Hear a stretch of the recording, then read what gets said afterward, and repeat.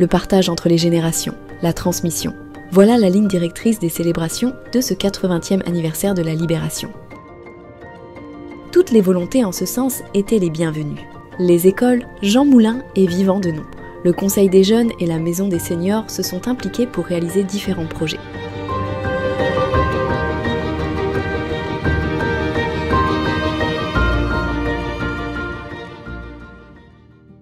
Un événement phare comme les célébrations du 80e anniversaire de la Libération s'annonce tout au long de l'année. Le Conseil des jeunes avait choisi la date symbolique du J-100, le 28 mai, pour lancer un jeu de piste autour de la Libération. Testé et approuvé par les collégiens de Châlons, vous pouvez vous aussi suivre l'histoire de Jean, adolescent chalonnais durant la Seconde Guerre mondiale. Acheter de quoi se nourrir, saluer sa famille en zone libre ou encore se rendre à l'hôpital pour des soins. Les épreuves du jeu vous emmènent sur les lieux emblématiques ayant marqué les Chalonnais à cette période. Rendez-vous sur l'application Baludique, accessible gratuitement sur smartphone. Le collège Jean Villard, et notamment sa classe défense, s'est joint à cette journée avec un repas thématique. Un menu spécial, aux saveurs d'autrefois, a été élaboré par les équipes du collège et dégusté dans une salle décorée pour l'occasion.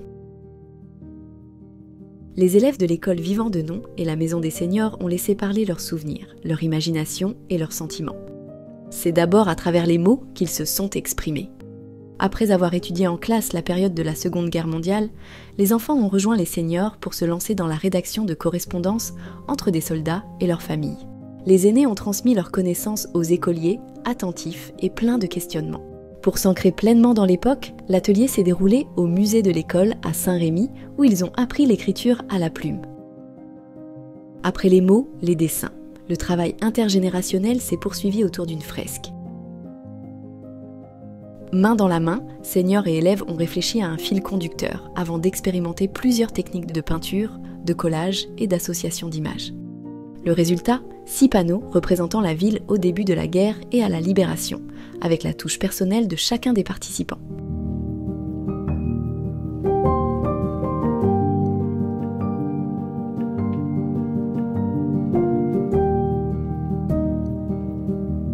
L'école Jean Moulin s'est elle aussi investie dans des projets artistiques.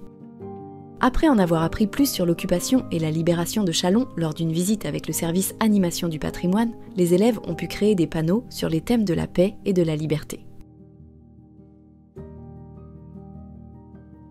Ils ont aussi travaillé avec la Maison des seniors, et plus particulièrement sa chorale Chœur et Mélodie, en unissant leurs voix avec des chants sur le thème de la libération.